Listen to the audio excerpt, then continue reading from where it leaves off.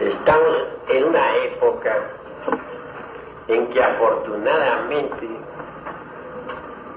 se puede hablar de asuntos esotéricos públicamente a la luz del día o en las tinieblas de la noche. No ha sido siempre así. Pensemos, por ejemplo, en la Edad Media, con su famosa Inquisición, que algunos atribuyen a Gregorio IX y otros a Santo Domingo. En todo caso fue espantosa la Inquisición. No quiere decirse que en la Edad Media no hubiera esoterismo. Sí lo hubo, y muy grande. Recordemos a Cornelio Agripa, a Felipe Teofastro Bombacho de Ongenay, a Aureola Paracelso,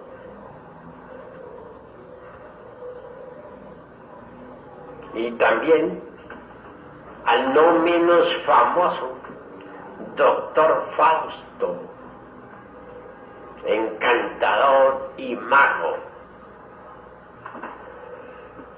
Estos tres hombres fueron discípulos del muy respetable y venerable gran maestro Abate Tritemus. Dicho abate o abad enseñaba esoterismo en pleno monasterio medieval. Milagrosamente no fue a parar a la hoguera. Así pues, al lado de la horrible Inquisición y de las hogueras encendidas por la Iglesia de Roma, por la Iglesia Católica, existió dentro de los mismos monasterios el esoterismo. Entonces no se podía hablar por la forma pública que lo hacemos hoy en día. Quien así procedía era juzgado por hereje o brujo y quemado vivo en la plaza pública.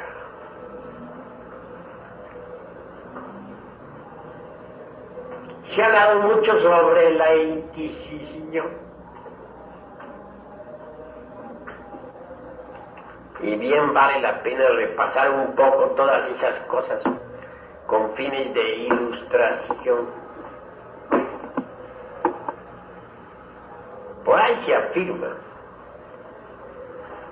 que la hija de un conde era secuestrada diariamente por gente de la aquelarre y llevada precisamente al Sabbat.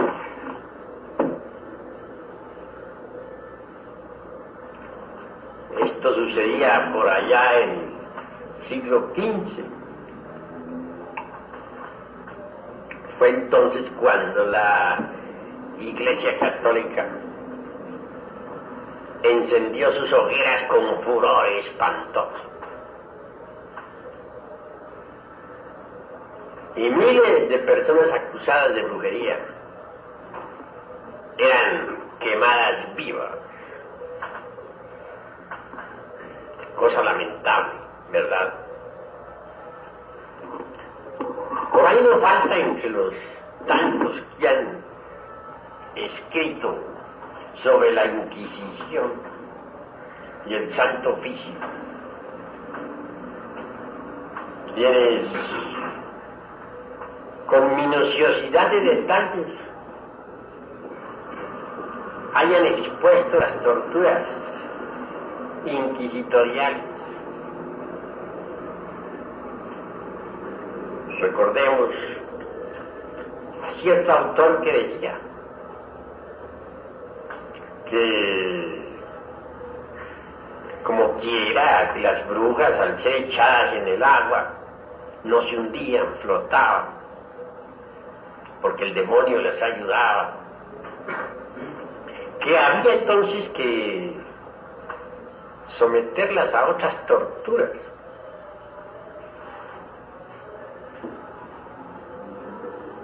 Alguno de esos inquisidores aconsejaba que se amarrase a cualquier mujer o hombre acusado de brujería y herería con un cable al púlpito, que se le amarraran las manos por detrás y se le soltara a fin de que quedara flotando en la cuerda. Piensen ustedes lo que significa ese martirio. Manos amarradas por la espalda, por detrás, y además sostenidas o unidas al púlpito por un cable. ¿Qué dolor tan espantoso sentiría aquella víctima? Afirmaba pues el inquisidor ese que ese era un sistema magnífico, porque el brujo viéndose o bruja viéndose en esas circunstancias volvería por sí mismo mediante su brujería y con ayuda del demonio a colocarse sobre el púlpito, y que entonces cantaba, es decir, confesaba su delito. En Turquía también llegó la Inquisición, siendo que los turcos son más que todo mahometanos. Y por ahí alguno de esos escritores inquisitoriales decía que pullar levantar las uñas de las brujas y brujos y meterles clavos para que sintieran gran dolor, que llevarlos a la torre de martirio o al potro, que quemarles los pies, etc. Que todo eso era parte de la justicia divina y humana. Piensen ustedes esa criminosidad, ese sadismo tan espantoso de la Inquisición.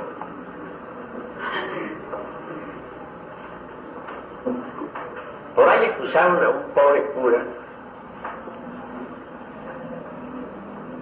que tuvo el error de confesar que él había, hacía 40 años que venía pues efectuando la cópula sexual con una mujer demonio. El buen anciano ya tenía 90 años, y así con todo y su edad fue a parar con sus huesos a la hoguera. Y otro monje por ahí que también dijo que venía siempre acompañado por un demonio hembra invisible y que hacía años también copulaba con él mismo. Fue suficiente con su declaración para ser incinerado vivo en una de esas tremendas hogueras de la Inquisición.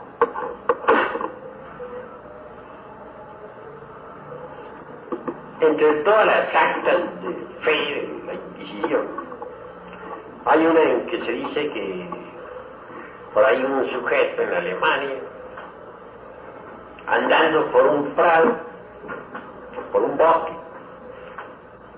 se encontró con un grupo de gentes que estaban en el sabbat. Cuando esas personas se sintieron descubiertas, obviamente se sumergieron completamente en la cuarta vertical y desaparecieron, pero dejaron en el terreno una copa en la que figuraban distintos nombres de personas de renombrada personalidad. Claro, no podía ser para menos. La copa fue a la Inquisición y las personas que figuraban en esa copa a la hoguera. decían, el Papa, Silvestre, León Magno, que eran considerados brujos, etcétera, etcétera, etcétera. Muchas cosas. En todo caso, las hogueras de la Inquisición en pleno furor fueron terribles. No negamos que hayan existido los aquelarres, pero también se quemó viva a mucha gente por herejía. Muchos gnósticos fueron quemados vivos. Tenemos a los albigenses, que fueron asesinados también en la hoguera. Y a distintas comunidades esotéricas. Los templarios, juzgados también por herejía y brujería y perseguidos. Pero los caballeros templarios continuaron en secreto. Entre las cosas que se decían en la Edad Media, figura aquella en que el diablo se aparecía pues ante las gentes del aquelarre, ante las arpías y los zánganos, en la figura del macho cabrío, o de un gato negro, o de un fantasma.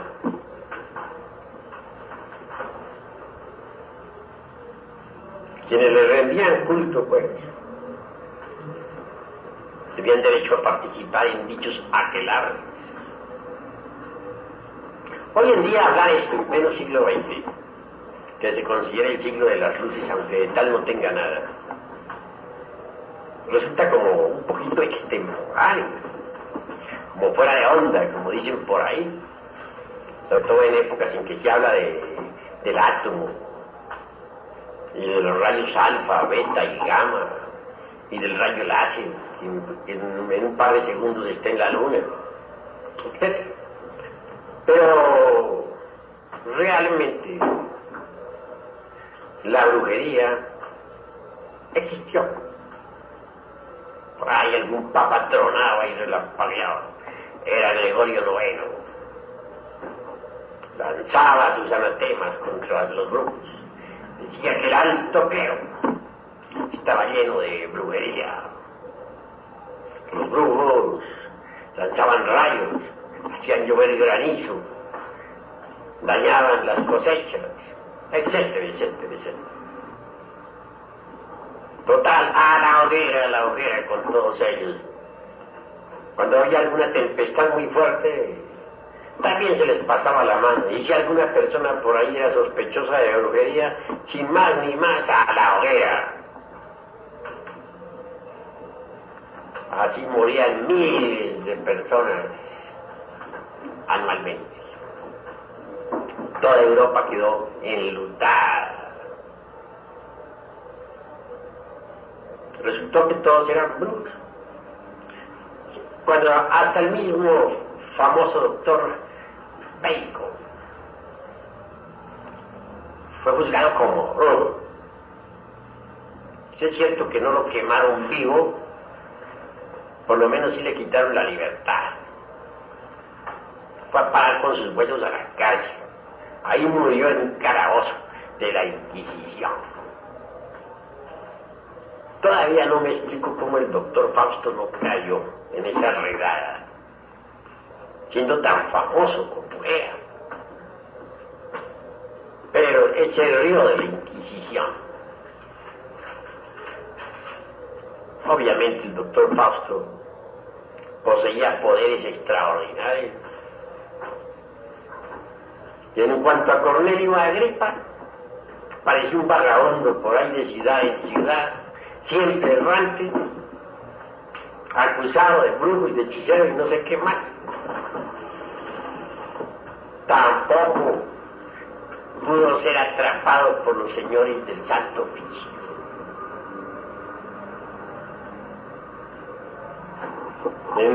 Por ahí en Alemania existía un brujo que dicen que a pleno mediodía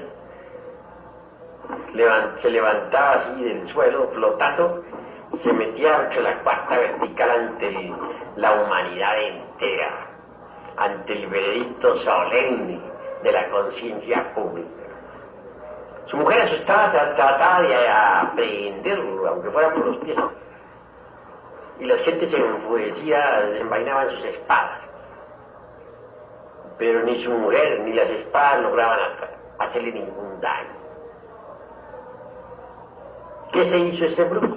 Nadie lo sabe. Alquimistas existieron y muy famosos. Recordemos al muy famoso Nicolás Flamel, tan grandioso, que escribió magníficas obras, que hizo tanto por la humanidad.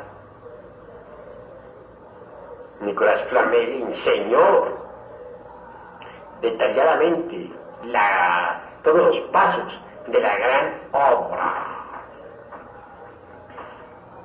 No cayó en la Inquisición, y ese es un milagro. Tampoco cayeron en divorios. Ni el muy famoso Raimundo Lulio. Raimundo Lulio murió porque lo lapidaron por allá en el mundo árabe. Se fue a dar enseñanzas por allá a los moros, en su afán de llevar el cristianismo esotérico. Si hubiera enseñado a los sufis, nada le habría sucedido. Pero desafortunadamente se dirigió a un pueblo fanático que nada sabía sobre esoterismo. Y a piedras le mataron. De Nicolás Flamel, famoso alquimista medieval, les diré que todavía vive y que goza de perfecta salud. Repetiré pues, aquí a fin de que quede grabado lo que estoy diciendo, que Nicolás Flamel, el famoso alquimista medieval, aún vive todavía y goza de perfecta salud. Diré que reside en el Indostán con su antigua esposa Perinagi. Tiene el elixir de larga vida, la medicina universal y la piedra filosofal. Realizó toda la gran obra. Es un inmortal. Así pues, aunque parezca extraño lo que digo, de entre el polvo de los siglos allá, de entre las fosas sepulcrales de la época inquisitorial, surgen maestros que aún viven con el mismo cuerpo físico que entonces tuvieran. El conde San Germán es un gran mahatma, inmortal. Alguna vez asistió a una danza, pues, de la que largue, no porque él fuera allí a bailar, ni mucho menos, sino con el propósito de investigar, observar, estudiar, que es diferente. Si de brujería se trata, y hay y hubo tantas persecuciones, no es extraño pues que al mismo Jesús de Nazaret lo hayan acusado de brujo y lo hayan crucificado. Máxime cuando Jesús fue llevado por Lucifer a la parte superior del templo. Máxime cuando también fue llevado por el mismo Lucifer a la cumbre de una montaña.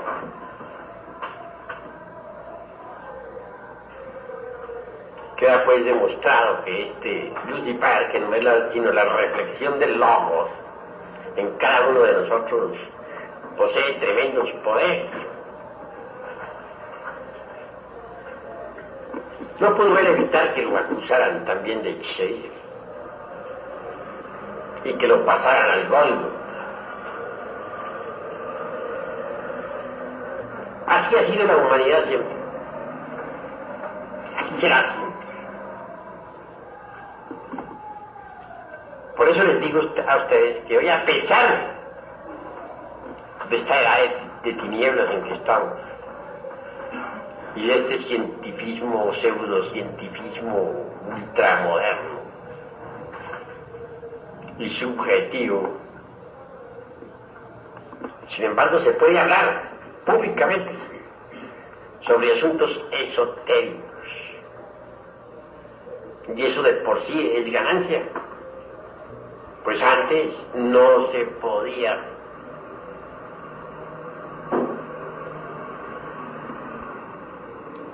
Prosiguiendo con esta disertación, les diré a ustedes que resulta importante convertirse uno en investigador de la vida en las dimensiones superiores de la naturaleza y del cosmos. Cuando uno aprende a salir del cuerpo físico a voluntad, entonces puede ver, oír, tocar y palpar las grandes realidades de los mundos suprasensibles. Cuando uno aprende a salir del cuerpo denso, intencionalmente, puede moverse en la región desconocida, en la quinta dimensión, y conocer directamente los misterios de la vida y de la muerte.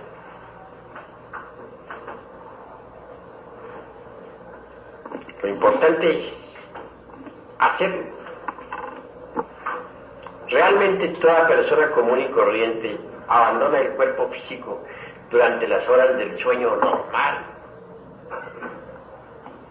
Sabido es que en el instante en que nos dormimos, los distintos yoes que poseemos rompen las conexiones con los 5 centros de la máquina orgánica.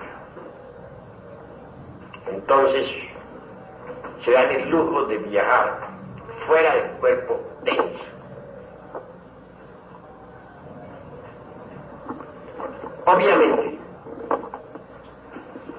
si uno pusiera atención a ese proceso psicológico existente entre vigilia y sueño, podría por sí mismo directamente y a voluntad salirse del cuerpo físico para viajar de verdad por los mundos suprasensibles. La clave es sencilla.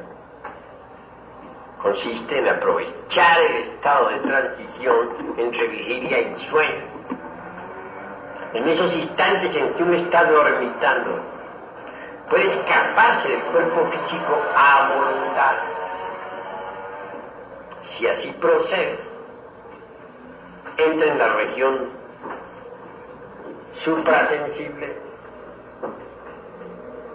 No se trata de un proceso intelectivo. Lo que estoy diciendo debe traducirse en términos prácticos. Cuando afirmamos que levantarse de la cama en instantes de estar dormitando, no queremos que se haga mentalmente, sino que se efectúe con tanta naturalidad como cuando se levanta uno por las mañanas, ya después de haber dormido, para salir a su trabajo, tomar el desayuno. Levantarse en el estado de transición entre vigilia y sueño es importante.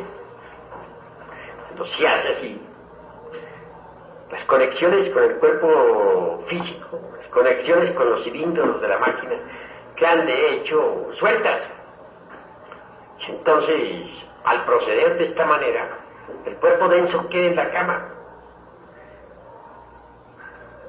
mas por fuera queda la esencia, aunque embotellada en intelecto, para viajar a través del tiempo y del espacio.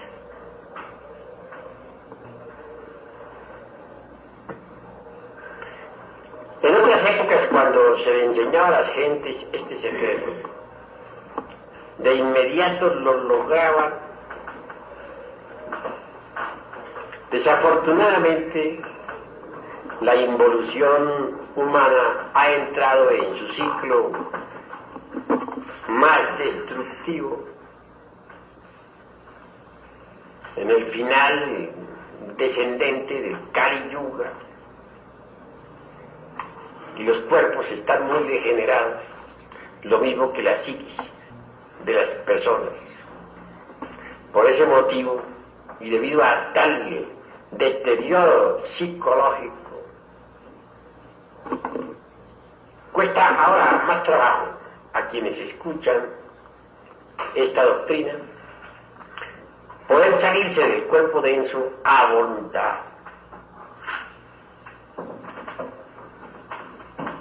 Si nosotros reflexionamos un poco en esto de la salida a voluntad, descubrimos que no es sino cuestión de atención, porque todo el mundo, al caer dormido, repito, rompe las conexiones con los cilindros de la máquina y queda fuera del cuerpo denso, pero involuntariamente. Si uno pone atención e imita a la naturaleza fielmente, haciendo lo que ella hace, está resuelto el problema, porque entonces lo hace uno voluntariamente. Lo que había hecho siempre en estado inatento, pasa a hacerlo en estado atento. Lo que había hecho involuntariamente lo vuelve voluntario. Es el mismo proceso. No veo yo dificultad en este asunto. Ahora, salirse del cuerpo físico, no hay quien no se salga.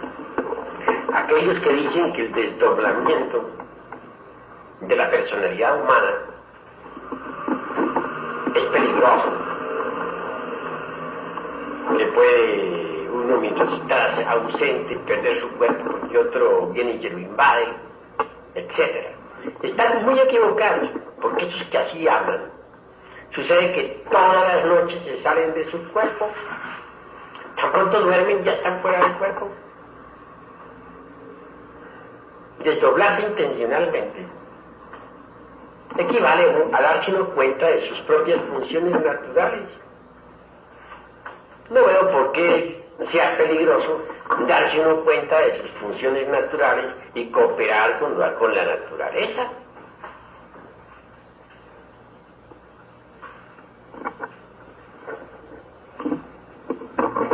El desdoblamiento no puede ser peligroso jamás. Una de las ventajas del desdoblamiento voluntario consiste en que puede uno por sí mismo conocer los misterios de la vida y de la muerte en forma directa, y eso de por sí es ya bastante interesante.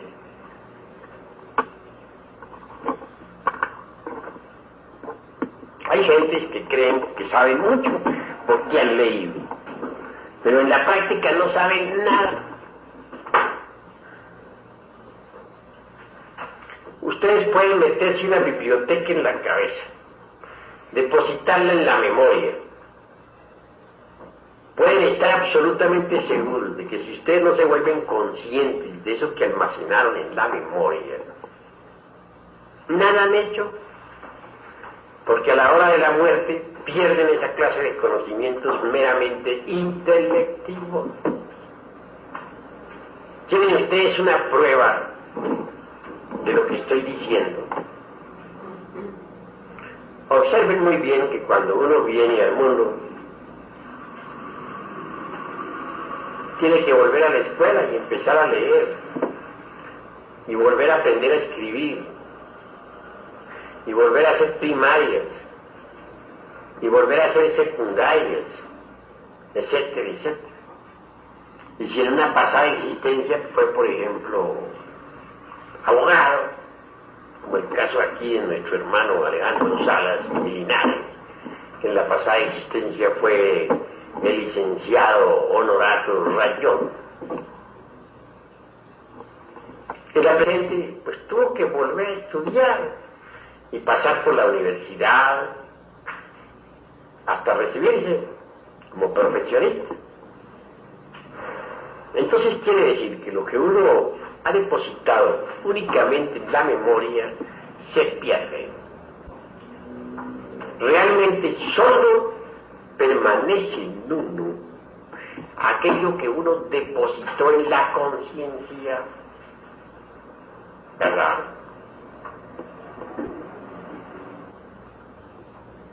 Eso nace con uno al volver al mundo. Cuando se habla de conocimientos innatos, se refiere exclusivamente a esos principios que han sido depositados en la conciencia. Y existen gentes que hablan maravillas sobre la doctrina de la reencarnación. Hay quienes son expertos en poder explicar a fondo pues las leyes del eterno retorno de todas las cosas, etc. Y creen esas personas que por el hecho de estar intelectualmente informadas ya son la mamá de los pollitos o el papá de Tarzán. Mas eso no es así. En tanto uno no recuerde sus vidas anteriores, aunque se haya metido en una biblioteca sobre de la reencarnación y del karma y de la ley del retorno, etc., no sabe nada. ¿Por qué? Porque a la hora de la muerte, con esa clase de conocimientos almacenados nada más que en la memoria, no le queda nada. Ha perdido su tiempo miserablemente. Uno debe volver conscientes los conocimientos. Si uno aprende a salir del cuerpo físico a voluntad, en la quinta dimensión puede darse el lujo de repasar sus vidas anteriores. Eso es algo que queda en la conciencia. Si uno aprende a salir del cuerpo físico a voluntad, en los mundos superiores, podrá platicar con los Elohim y aprender de ellos sublimes verdades. Algunos creen que por el hecho de haber estudiado toda la doctrina relacionada con el karma, ya son idóneos en este tipo de enseñanzas. Pero si jamás en su vida ellos han penetrado conscientemente en el palacio de Anubis, si nunca han negociado a voluntad intencionalmente dentro de ese templo su propio karma, si no han revisado sus libros, ¿qué es realmente lo que saben sobre la ley del karma? Nada, absolutamente nada. Sí, pues, en forma alguna, eso es lo vital, lo fundamental. Afortunadamente, repito, estamos en esta época. Una cátedra así, de este tipo, dada en plena Edad Media y en época en que la Iglesia había encendido sus hogueras, furiosa, terrible, era más que suficiente como para que todos los que estemos aquí en este lugar fuésemos llevados de hecho ante los tribunales del Santo Oficio. Así pues, si bien es cierto que estamos en una época de oscurantismo actualmente, por lo menos se puede hablar públicamente de estas cosas sin que nadie nos acuse de brujos. Entonces debemos aprovechar esta brillante oportunidad que tenemos para despertar conciencia. Eso es básico. En tanto una persona no despierte, realmente nada sabe. ¿Qué podría saber un dormido?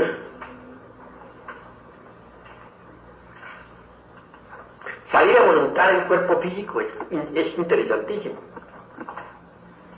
porque implica de hecho un impulso hacia el despertar.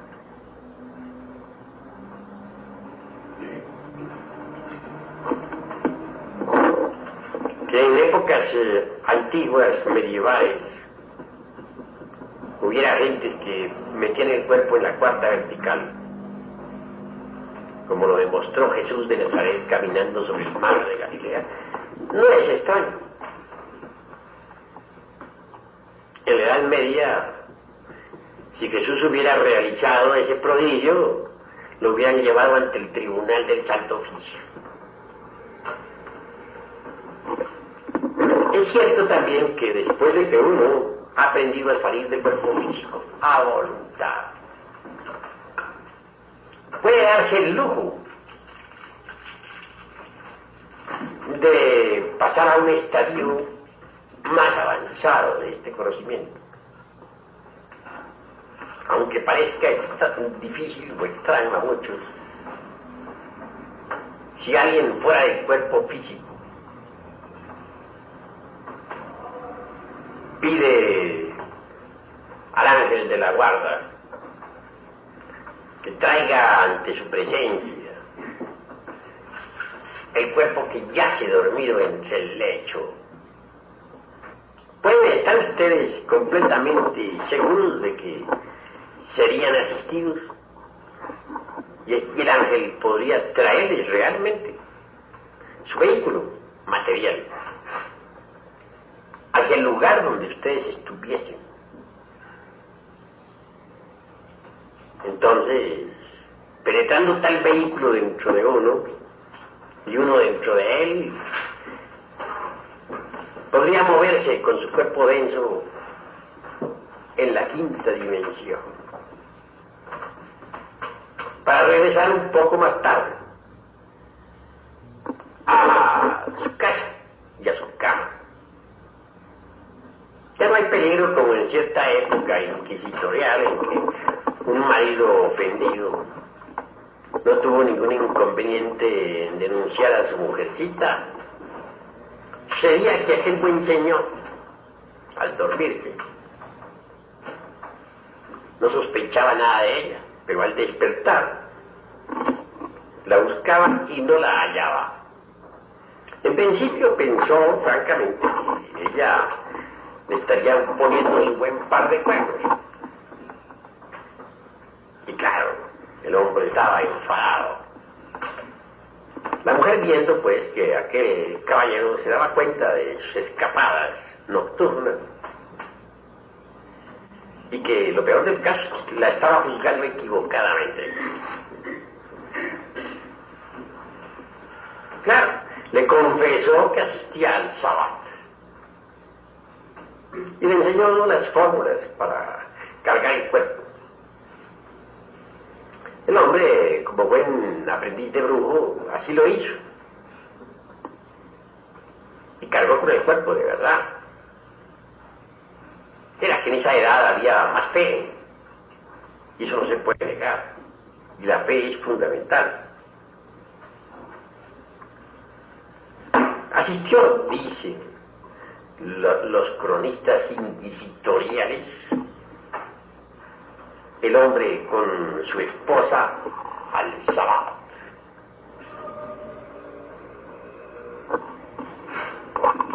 No hay duda de que el hombre estuvo muy contento en el festín de las brujas. ¿Quién lo podría negar? Lo grave fue después, al regresar a su casa, espantado, horrorizado, presentó formal denuncia ante el Tribunal del Santo Oficio. Y la pobre mujer a la hoguera.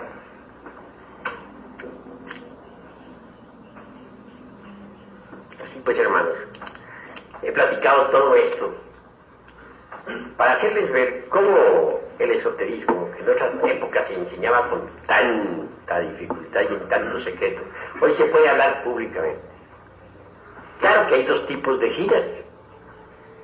Aquellos de la mano izquierda, que son los tenebrosos, las arpías, citadas por Virgilio, el poeta de Mantua, en su Eneida. También existe por ahí otro tipo diferente de ginas. Me refiero en forma enfática y objetiva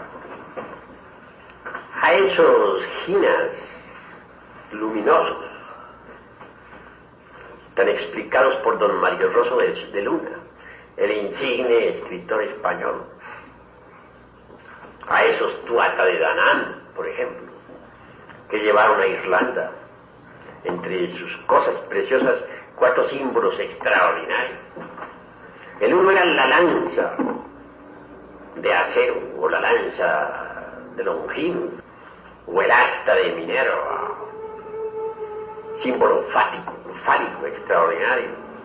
El otro, una gran copa, simbolizando al Johnny. La piedra maravillosa de la verdad y la espada flamígera. Esta clase de ginas se dice que fundaron en Europa 4 ciudades mágicas. Nadie puede negar que huyeron de Irlanda. Mas cuando regresaron a tal isla, presentaron formal batalla a los magos de las tinieblas y triunfaron. Después de la sumersión de Atlántida, nada se ha vuelto a saber sobre estos ginas blancos. Entiendo que definitivamente se quedaron en la cuarta vertical, con cuerpo físico y todo. Yo personalmente conozco una raza preciosa de ginas que viven con cuerpo físico en la cuarta vertical. Hombres y mujeres de esa raza tienen gran belleza, forman hogares preciosos, tienen hijos, etc. Es una raza humana, está muy cerca de nosotros, está en todas partes. Porque si nosotros vivimos aquí en este mundo de 3 dimensiones, esa raza vive en la cuarta vertical. Y tienen cuerpo de carne y hueso, repito. Comen, beben, se reproducen, son felices. No han salido del paraíso. Viven en estado paradisíaco. Es lo que podríamos denominar nosotros ginas blancos.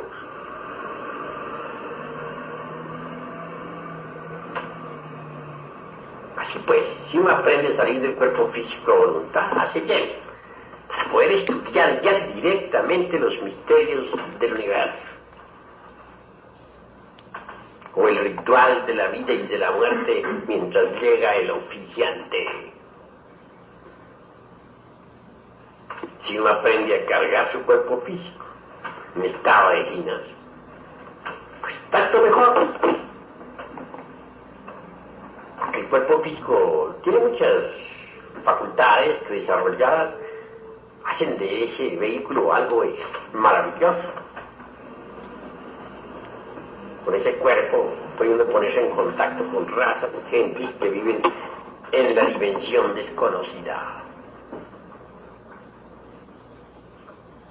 Pero si nos vamos únicamente a embotellar en teorías, más teorías, si no realizamos nada práctico, si no hacemos consciente aquello que estamos estudiando, si lo dejamos exclusivamente en la memoria, se perderá inevitablemente. La memoria es el principio formativo del centro intelectual. Cuando uno aspira a algo más, cuando uno anhela a través de la meditación hacerse consciente de aquello que tiene depositado en la memoria, de la última cátedra que hemos dado, del último libro esotérico, etc. Entonces, esos valores pasan a la parte emocional del mismo centro intelectual. Y cuando quiere conocer la honda significación de dichos conocimientos, y se entrega de lleno a la meditación, con emoción profunda y gran anhelo, obviamente tales conocimientos pasan al centro emocional propiamente dicho, que está en el corazón. Llega uno a sentirlos en el fondo de su alma. Y si ya quiere de verdad ahondar más, y su anhelo es demasiado profundo, dijéramos a vivenciarlo íntimamente. Por último, quedan depositados tales valores cognoscitivos en la esencia, es decir, en la conciencia. Entonces ya no se pierden jamás, nunca jamás. La esencia viene a quedar enriquecida con tales conocimientos. Esa es la forma, pues, de volver conscientes los propios conocimientos gnósticos que vamos adquiriendo. La meditación, pues, resulta formidable también para hacernos conscientes de los propios conocimientos. Mas no cometamos el error, repito, de dejar los conocimientos depositados exclusivamente en la memoria. Porque si así procedemos, a la hora de la muerte los perdemos.